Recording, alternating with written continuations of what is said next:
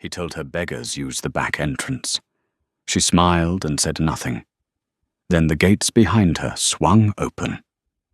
The Duke of Thornhaven had not planned to be cruel that afternoon. He had planned to ride, to review the quarterly accounts Ferris had left on his desk, and to endure one more dinner with Lady Constance Waverley, who had been a guest at his estate for 3 weeks and showed no signs of leaving.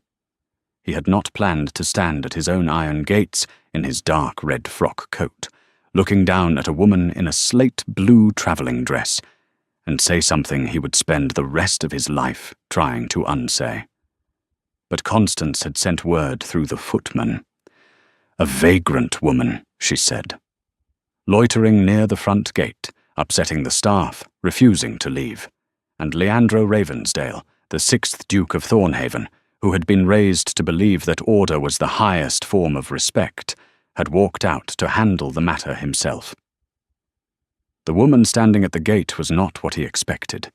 She was young, perhaps 25. Her red hair fell in loose waves past her shoulders, wind-blown from what appeared to be a long walk, and her amber eyes watched him with a steadiness that should have given him pause. Her dress was plain but clean, good wool in a blue so muted it looked almost grey, with no lace at the collar and no embroidery at the cuffs. Her boots were sensible. Her gloves were leather, cracked at the thumbs. She carried a satchel over one shoulder and held a folded letter in her left hand. She looked, to a man accustomed to silk and satin, and women who arrived in lacquered carriages, like exactly what Constance had described. "This is a private estate," he said. His voice was the voice he used for tenants who were late on rent. Level, final. "If you have business, you may inquire at the servants' entrance around the east wall." The woman tilted her head. "I have business." "Then the servants' entrance will serve you." "Will it?" It was not a question. It was the kind of sentence that sits perfectly flat, like a coin placed on a table, and waits for the other person to pick it up. Leandro did not pick it up. He was already turning away, already thinking of the accounts on his desk and the ride he had postponed, and the 3 more weeks of Constance that stretched ahead of him like weather. "Beggars," he said over his shoulder. "Use the back entrance." She smiled. Not the way a woman smiles when she is embarrassed, or caught, or trying to ingratiate herself. She smiled the way a person smiles when they have just learned something useful about someone, and the information, while disappointing, is not surprising. She said nothing, and then the sound came. Iron wheels on gravel. The heavy, unmistakable rhythm of a 4-horse carriage, the kind drawn by matched bays, the kind with springs that cost more than most men earned in a year. It came around the bend in the drive, like a sentence completing itself, black lacquer and brass fittings catching the afternoon light, and on the door, painted in gold leaf that glowed against the polished wood, was a crest. The Fairborn crest. Leandro stopped walking. Behind him, 3 of his guests had come out onto the portico to enjoy the late sun. Lord and Lady Ogilvy stood with glasses of claret. Sir Miles Beckford leaned against a column. All 3 of them had watched the Duke dismiss the woman. All 3 of them were now watching the carriage roll to a stop directly behind her. The coachman climbed down and opened the door. A woman in her middle years stepped out, compact and brisk, wearing a brown wool pelisse and a hat that suggested she had opinions, and most of them were correct. She took one look at the scene before her, the Duke mid-stride, the young woman standing alone at the gate, the letter still folded in her hand, and her expression became the particular kind of calm that precedes a storm. "Miss Fairborn," the older woman said. Not loudly. She did not need to be loud. "I see you arrived ahead of the carriage." "I did, Blythe." Davina Fairborn turned slightly, just enough to acknowledge her companion without giving the Duke the courtesy of a full turn away from him. The walk from the village was pleasant. The welcome has been instructive. On the portico, Lady Ogilvy set down her glass of claret. Leandro Ravensdale had been raised in a house where the Fairborn name was spoken, the way other families spoke of the weather. It was always there. The Fairborn estate bordered his own to the south. Sir Aldrich Fairborn, currently abroad on diplomatic commission, controlled more tillable acreage than any untitled man in the county. His daughter managed the family's affairs in his absence. She had been doing so, by all accounts, since she was 19, and Leandro had just told her to use the servants' entrance. The silence that followed was not empty. It was full. It was the kind of silence that has texture, like velvet pressed against skin, like a room after a door has been slammed. Lord Ogilvy cleared his throat. Sir Miles Beckford examined his boots with sudden intensity. Lady Ogilvy picked up her glass of claret again, took a long sip, and watched. Davina Fairborn looked at the Duke. She looked at him the way a woman looks at a ledger that does not balance, with interest, with patience, without any particular hurry to correct it. "Your Grace," she said. Her voice was level, calm, and carried just enough warmth to make its coolness devastating. "I believe we have a boundary matter to discuss. At your convenience, of course." She walked past him. She did not wait for him to speak. She did not wait for an apology. She did not look at the guests on the portico, or at the footman who had appeared in the doorway, or at Farris, the Duke's steward, who had come around the corner of the house and was now standing very still with the expression of a man who has just watched his employer step into a bear trap. She walked through the gates of Thornhaven Hall as though she owned them. Blythe followed 3 paces behind, carrying a leather case and radiating the particular satisfaction of a woman who has been proven right about something she warned about in the carriage. Farris showed Miss Fairborn to the East Guest Suite himself. He did not delegate the task to a maid. He did not ask the Duke's permission. He simply appeared at her side as she crossed the entrance hall, bowed precisely, and said, "The East rooms have been aired, miss. I'll have tea sent up directly." Davina looked at him. Farris was perhaps 50, thin as a fence post, with the careful posture of a man who had spent 30 years making other people's households run. His eyes were grey and missed nothing.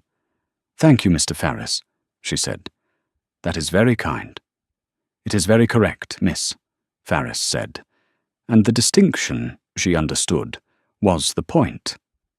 She did not see the Duke again until dinner. The dining room at Thornhaven was designed to impress, and it succeeded. The table seated 20, but was set for 8. Candlelight pooled on white linen and crystal. The walls were hung with portraits of Ravensdales, going back 4 generations, each one staring down with the particular confidence of men who had never been told to use the back entrance of anything. Davina had changed. She wore the pearl-white satin she had brought for formal occasions, simple in cut but unmistakable in quality, with a gold chain at her throat and her red hair pinned up loosely so that a few strands caught the light. She looked, for the first time since her arrival, like exactly what she was. The effect on the table was immediate and silent. Sir Miles Beckford, who had spent the afternoon composing a quiet apology he had not yet managed to deliver, stood when she entered, and remained standing until she was seated. Lord Ogilvy pulled out her chair himself, bypassing the footman entirely, a gesture so small and so deliberate that every person in the room understood its meaning. Lady Ogilvy touched Davina's arm as she sat and said, "That colour suits you beautifully," which was not really about the dress at all. Lady Constance Waverley noticed all of it. Constance sat at the Duke's right, which was a seating choice she had made herself by arriving at the table early and placing her hand on the back of the chair. She wore lilac silk and gold earrings that caught the candlelight each time she turned her head, which was often. She was beautiful the way a portrait is beautiful, composed and conscious of being looked at, and never quite unaware of her own angles. Her posture was excellent. Her conversation was practiced. She had spent 3 weeks cultivating the impression that she belonged at this table more permanently than a dinner invitation suggested, and until this evening, the impression had been convincing. She had not expected Davina Fairborn. "Miss Fairborn," Constance said, as the soup was served. Her voice carried the warm, measured tone of a woman who has practiced sounding delighted. "What a charming surprise. We so rarely have, well, working women at the table. You manage your father's lands, I'm told?" "I do." "How industrious." Constance's smile did not waver. "I confess I wouldn't know the first thing about acreage and tenants and all of that. But then, some of us were raised for different purposes." The table went quiet. Not silent. Quiet. The particular quiet of people who are listening while pretending not to. Davina set down her spoon. "You're quite right, Lady Constance. Some of us were raised to manage things, and some of us were raised to be managed. Both have their place." Lord Ogilvy coughed into his napkin. Lady Ogilvy did not bother to hide her smile. Leandro, at the head of the table, watched Davina Fairborn deliver this sentence the way he might have watched a fencer land a touch. Clean, precise, no wasted motion. She picked up her spoon and returned to her soup as though she had said nothing more interesting than a comment about the weather. He had not yet apologized. He had tried, twice. Once in the entrance hall, when she had walked past him without stopping, and once through Faris, who had returned from the East Suite with the message that Miss Fairborn appreciated the Duke's concern and would be happy to discuss their business matters at a mutually convenient hour. The politeness of it was surgical. She was not angry with him, the message implied. She was simply finished considering his opinion of her as a relevant factor in anything. This, Leandro was discovering, was worse than anger. The boundary matter was real. A stream that marked the southern edge of the Ravensdale lands had shifted course after heavy spring rains, pulling nearly 40 acres of usable pasture into ambiguity. Davina had brought maps. She had brought survey records going back 3 decades. She had brought a letter from the county registrar confirming the original boundary markers, which she had personally located and flagged before walking to Thornhaven. She spread the documents across the Duke's study table the next morning with the efficiency of a woman who had done this before and expected to do it again. "The stream moved," she said, pointing to the survey line. "The boundary did not. These 40 acres have been Fairborn land since your grandfather's time, and the registrar's records confirm it.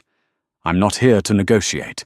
I'm here to inform you, as a courtesy, before I file the formal claim." Leandro looked at the maps. He looked at the survey records. He looked at the registrar's letter, which was thorough and left no room for creative interpretation. "You walked here," he said, "from the village, with all of this. The satchel is sturdy. You walked 1.5 miles carrying county survey records so that you could present a land claim in person. I find that land disputes handled by letter tend to multiply. Handled in person, over a table, they tend to resolve." She paused. "Also, I wanted to see the stream myself. It has moved quite dramatically. You may want to reinforce the eastern bank before autumn, or you'll lose the footbridge as well." He stared at her. She was not performing competence. She was not displaying it for his benefit or wielding it as a weapon. She was simply competent. The way a river is wet, the way a fire is warm, and it had not occurred to her that this required commentary. "Miss Fairborn," he said. "I owe you an apology." "You do." "What I said at the gate was inexcusable." It was. He waited. She did not offer absolution. She did not soften. She simply agreed with him, completely, and let the agreement sit between them like a document that required his signature.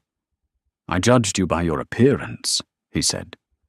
"I assumed, because of how you were dressed, that you were someone of no consequence. That was a failure of character, not of judgment. Judgment can be corrected. I am not certain character can." Davina looked at him. For the first time since the gate, something shifted in her expression. It was not warmth exactly. It was consideration, the way a person looks at a lock when they realize the key might actually fit. "Character can be corrected," she said. "It simply takes longer, and it requires the correction to cost something." She rolled up the maps and placed them back in her satchel. "I'll have my solicitor send the formal claim by the end of the week. Good morning, Your Grace." She left the study. Leandro sat in the chair she had vacated and looked at the table where her documents had been spread, at the faint impression her survey map had left on the leather blotter, and felt something he had not felt in a very long time. He felt small, not diminished by cruelty or manipulation. Small the way a man feels when he stands at the edge of something vast and realizes he has been living in a very narrow room. The next 3 days were, by any external measure, uneventful. Davina walked the estate boundaries each morning, accompanied by Blythe and occasionally by Ferris, who had taken to appearing at her side with information about drainage patterns and field rotations that she had not requested, but found useful. She took her meals with the household. She was polite to the guests, warm to the staff, and precisely courteous to the Duke. The courtesy was the problem. It was flawless. It was unbreachable. It gave him nothing to work with, no crack in the surface, no moment of heat or frustration that might have suggested she was thinking about him at all. She treated him the way she treated Lord Ogilvy and Sir Miles Beckford and the curate who came to dinner on Thursday. With respect. With distance. With the steady, impersonal grace of a woman who had already made up her mind. Leandro found himself restructuring his days around her schedule. He walked the south fields when he knew she would be inspecting the stream bank. He lingered in the library in the evenings because she had taken to reading there after dinner, curled in the chair by the window with a volume of agricultural theory that she read the way other women read novels, with total absorption and occasional margin notes in pencil. He asked Ferris questions about the Fairborn estate that he already knew the answers to, because Ferris, when speaking about Miss Fairborn, occasionally offered observations that Leandro hoarded like coins. On the third evening, he found her in the library after dinner. She was in the chair by the window, as usual, with a book on crop rotation theory open on her lap, and a pencil tucked behind her ear. A cup of tea sat untouched on the side table, long gone cold. She was so absorbed that she did not hear him enter, and for a moment he stood in the doorway and watched her read. She made notes, small precise marks in the margins, in handwriting so compact it looked like the tracks of a determined insect. She turned pages with her left hand, while her right hand rested on the arm of the chair, fingers tapping a rhythm that had nothing to do with the book, and everything to do with a mind that was always working on at least 3 problems at once. "You're annotating my library copy," he said from the doorway. She looked up. She did not startle. She assessed his presence, accepted it, and returned her attention to the page. "Your library copy has an error in the chapter on nitrogen fixation. I'm correcting it. You're correcting a published text. The author confused clover with vetch in his rotation tables. Any tenant who followed his schedule would have depleted their soil within 4 seasons. Someone should have corrected it before now." He sat in the chair opposite her. The fire was low, and the room smelled of leather and old paper, and the faint remnant of her tea. He did not say anything. She did not seem to require him to. They sat in the library in a silence that was not awkward and not loaded, and not anything except two people in the same room, breathing, and it occurred to Leandro that this was the first time in 3 weeks he had sat in a room with another person, and felt no performance was required of him. After 20 minutes, she looked up again. "You're still here?" "I am." "Why?" He considered the question. He could have said something charming. He could have said something about the fire, or the library, or the pleasant evening. Instead, he told the truth. "Because you're the first person in this house who has not tried to make me feel comfortable, and I find I am more comfortable than I have been in months." She looked at him. The pencil was still behind her ear. The book was still open on her lap. She did not smile, but something in her expression shifted. The way a window opens 1/4 of an inch and changes the temperature of an entire room. "Good night, Your Grace," she said. "Good night, Miss Fairborn." She returned to her book. He sat for another 10 minutes, watching the fire, and then he left. She restructured the tenant agreements last autumn, Farris mentioned the next morning, straightening papers on the study desk. Lowered rents across the board in exchange for crop rotation commitments. Every tenant agreed, not one dispute. How do you know that? Because good stewards hear things, Your Grace, and because what Miss Fairborn accomplished in 6 months is what most landlords fail to accomplish in a generation. Farris did not add anything to this. He did not need to. The observation landed precisely where he had aimed it. Constance, meanwhile, was sharpening. She had watched the shift in the household with the attentiveness of a woman who understood exactly what she was losing. The staff deferred to Davina with a naturalness that had taken Constance weeks to cultivate and never quite achieve. The Duke asked about boundary disputes at dinner. Lord Ogilvy had begun addressing Davina directly, bypassing Constance entirely in conversation. And Lady Ogilvy had invited Davina to walk the gardens twice, an intimacy she had never extended to Constance. On the 4th evening, Constance made her move. They were in the drawing room after dinner. Davina sat near the fireplace with Blythe, reviewing a letter from her father's solicitor.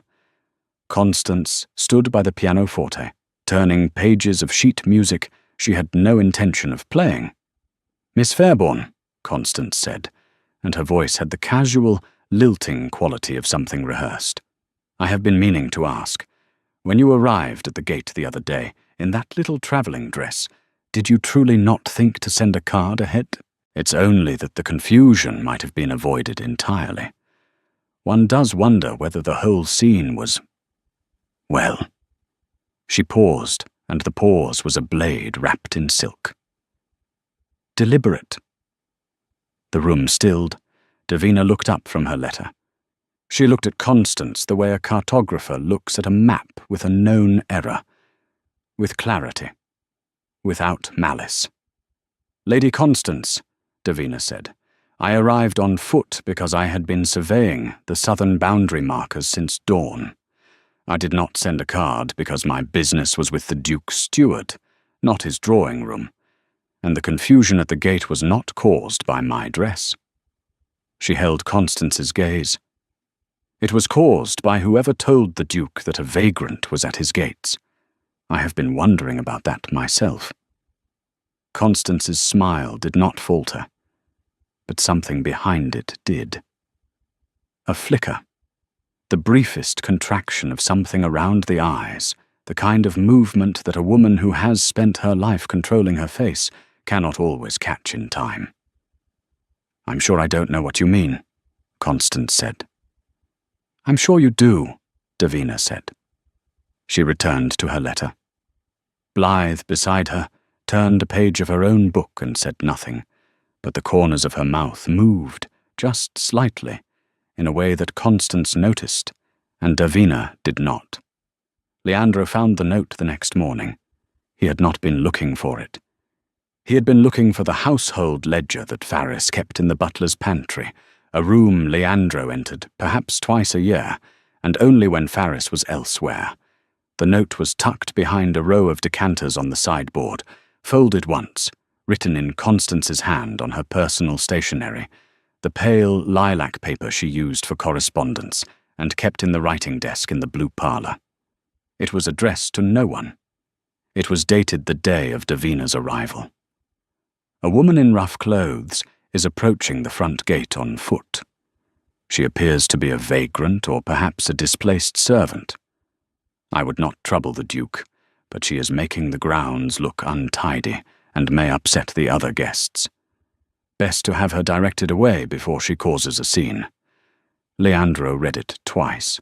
He stood in the butler's pantry, with the note in his hand and the household ledger forgotten on the shelf, and he felt something settle in his chest. Not anger, exactly. Anger was hot and scattered, and made a man say things he regretted. This was something colder. This was the feeling of a man who has just realized that the ground he has been standing on was never solid. Constance had seen Davina approaching. Constance had known, or at the very least suspected, that the woman at the gate was not a vagrant. And Constance had chosen, with the particular efficiency of a woman who understood exactly what a plainly dressed rival looked like, to ensure that the Duke's first impression would be his worst. He folded the note and put it in his coat pocket. He found Constance in the morning room, writing letters. She looked up with a smile that had, until this moment, struck him as warm. "Leandro," she said, "you look serious." He placed the note on the writing desk in front of her. Constance looked at it. She did not pick it up. She did not need to. She recognized the paper, the fold, the handwriting. Her smile remained in place, but it was no longer the same smile. It was a smile that was working very hard. "You knew," he said. "You knew she was not a vagrant. You knew she was approaching the estate with purpose, and you sent word that she was a nuisance to be removed. You used my authority to humiliate a woman you had never met because she arrived in a wool dress instead of silk." Leandro, that is a rather dramatic interpretation of a simple household note. "Is it? I was trying to help. I was trying to protect the estate from an unknown person who appeared, to all reasonable observation, to be out of place. How was I to know she was Sir Aldrich's daughter? She looked like a tradesman's wife." Leandro heard it. The word looked. He heard it the way he might have heard a bell crack. The same word. The same logic. The same failure. Constance had looked at Davina Fairborn and seen fabric instead of a person, and he had done the same. The difference was that Constance had done it on purpose. "Your carriage will be ready within the hour," he said. "You cannot be serious. Your carriage, Lady Constance, within the hour." Constance stood. Her chair scraped against the floor, a sound that was louder than either of them expected in the still morning room. The letters she had been writing scattered across the desk, and she did not reach for them. "You are sending me away," she said, and her voice had lost its music. Without the warmth, without the careful modulation, it was thinner than he had realized. Over a note, over a household note, about a woman who arrived at your estate looking like she had walked out of a ditch. "She had walked out of a river survey," Leandro said. "That is not the point. That is exactly the point." He did not raise his voice. He found, standing in the morning room, with the sunlight coming through the windows and the pale lilac note in his pocket, that he did not need to. "You did not see a woman at the gate, Constance. You saw a threat, and you dealt with the threat by making certain I would see what you wanted me to see, rather than what was actually there. That is not a household note. That is a manipulation. And it worked, which is the part I find unforgivable. Unforgivable, Constance repeated, and something in her face cracked. Not dramatically. Not the way faces crack in novels with tears and trembling and the collapse of composure. It was smaller than that. It was the moment when a woman who has been holding a smile for 3 weeks realizes that the muscles are no longer cooperating. "I think you will find," she said quietly, "that the world you are imagining, in which a man like you courts a woman like her, does not exist." "Not for long. Then I will build it," Leandro said. "Your carriage, Lady Constance." He left the morning room without waiting for her response. Behind him, the smile that had been working very hard finally stopped working. He found Davina at the stream. She was standing on the eastern bank, precisely where she had told him the footbridge was at risk, with her boots muddy to the ankle, and her slate-blue dress damp at the hem. Blythe sat on a flat stone 10 paces upstream, reading a novel with the calm of a woman who had been waiting for this particular chapter of events to unfold. Davina heard him coming. She did not turn. "I found a note," he said. "I assumed you would, eventually." "You knew it was Constance." "I suspected. Since the first dinner. No one volunteers that much charm toward a woman she has never met, unless she considers her a threat." Davina pulled a marker flag from her satchel and drove it into the soft earth at the waterline. People who are genuinely welcoming do not make a performance of it.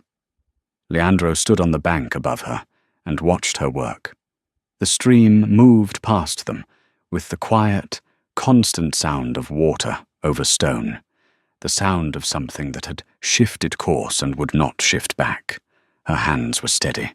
Her hair had come loose from its pins and fell across her shoulders in the same red waves he had seen on the first day at the gate, when he had looked at her and seen nothing but wool and leather and a woman who did not belong.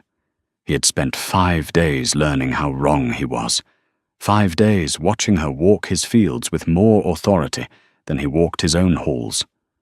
5 days sitting across dinner tables and study desks and library hearths from a woman who didn't need him to see her worth because she had never for a moment doubted it herself. And that, he was beginning to understand, was the difference. Constance had needed him to see her, had arranged herself, her smiles, her seating, her lilac stationery, around the project of being seen. Davina Fairborn did not arrange herself around anything.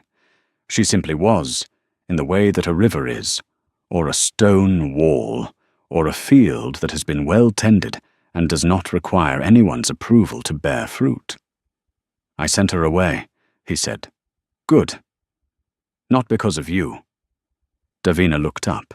Her amber eyes found his, and there was something in them he had not seen before. Curiosity. Not the idle curiosity of a woman being courted, but the sharp, specific curiosity of a woman trying to determine whether a thing she is being offered is genuine. "Because of me," he said. "Because I have spent 10 years running this estate and this household and this life by looking at the surface of things and calling it judgment. Because a woman stood at my gate with survey records and a letter of introduction she never had to use, and I looked at her boots and decided she was no one. Because that is exactly what Constance counted on, and she was right to count on it. And I do not want to be the kind of man whose failures can be predicted by a woman in lilac silk." He stopped. He had not planned this speech. He was not a man who made speeches. He was a man who signed documents and reviewed accounts and made decisions based on evidence, and he was standing in the mud by a stream that had shifted course and changed everything. Davina climbed up the bank. She stood in front of him, close enough that he could see the freckles across the bridge of her nose, the smudge of river mud on her left cuff, the way her amber eyes caught the morning light and held it. "That," she said, "is the first honest thing you have said to me." It may be the first honest thing I have said to anyone." She kissed him. It was not tentative. It was not a question. She placed her hand on the collar of his dark red coat and kissed him the way she did everything else, with precision, with certainty, with the calm authority of a woman who had made her assessment and found, against her own expectations, that the result was acceptable. When she pulled back, she did not step away.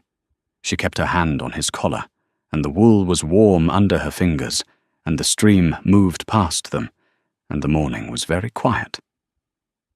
"I had planned to leave tomorrow," she said. "I know.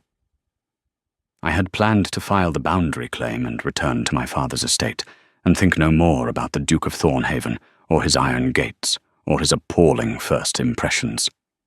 And now?" She considered.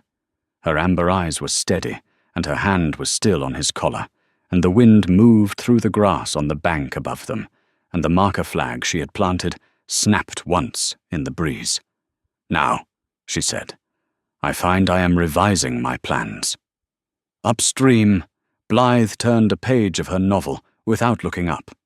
The carriage was loaded by noon the following day.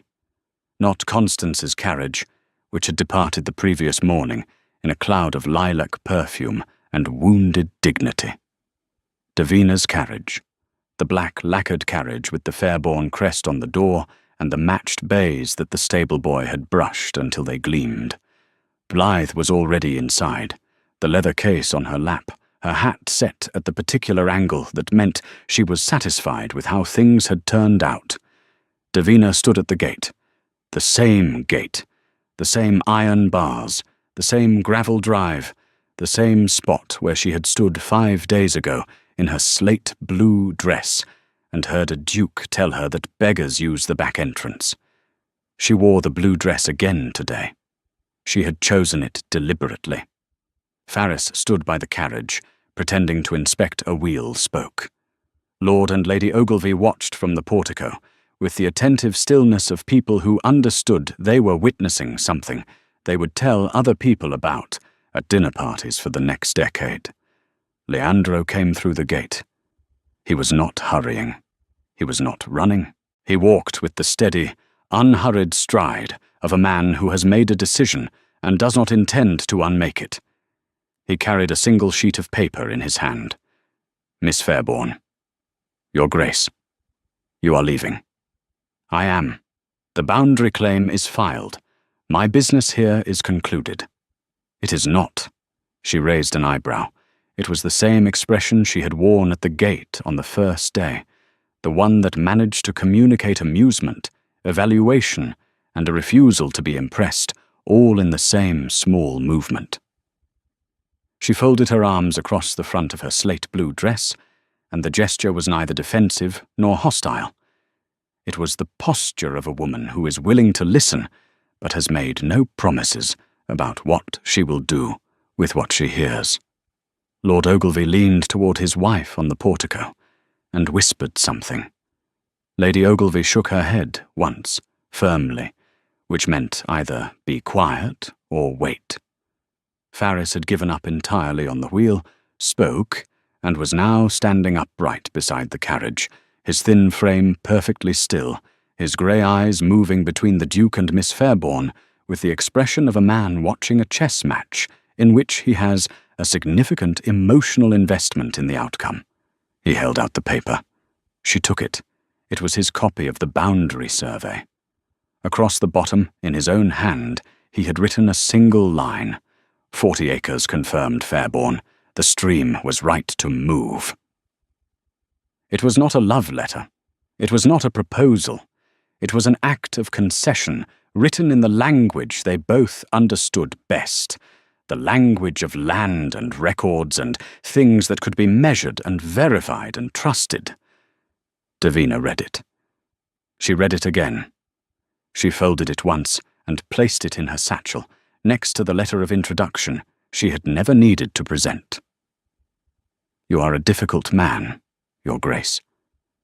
I am an improving one. Improvement requires evidence. Then stay." He said it plainly. Not as a command, not as a request wrapped in courtesy. He said it the way a man says something when he has run out of better options and discovered that the truth, stripped of performance, is the only thing he has left. Stay, and I will provide it. The gate stood open behind him, the same gate that had been the site of his worst moment, his smallest self, the sentence he could not unsay. It stood open now, and the morning light came through it, and the gravel drive stretched beyond it, toward the house where Faris was no longer pretending to inspect the wheel, spoke, but was instead watching with the expression of a man who has just seen his employer do something right for the first time in recent memory.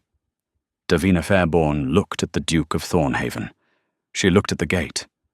She looked at the carriage, waiting to take her home, and at Blythe, who was visible through the carriage window, and had set down her novel, and was watching with the kind of restrained hope that only women who have known you since childhood are permitted to show. She did not say yes. She did not say no. She reached into her satchel and pulled out the letter of introduction she had carried since the first day. The one with the Fairborn seal, unbroken. The one she had held in her left hand at the gate while a duke looked at her boots and decided she was no one. She broke the seal. She unfolded the letter. She placed it in his hand. "You should have read this 5 days ago," she said, "but I find I am glad you didn't." She turned to the carriage. "Blythe, have the trunks brought back in." Blythe smiled, closed her novel, and called for the stable boy. The gate at Thornhaven stood open. The morning light moved across the gravel and the iron and the old stone posts, and it touched them both. The Duke and the woman he had mistaken for no one, standing together on the threshold of something that had not begun with grace, but had arrived, despite everything, at the place where honest things begin.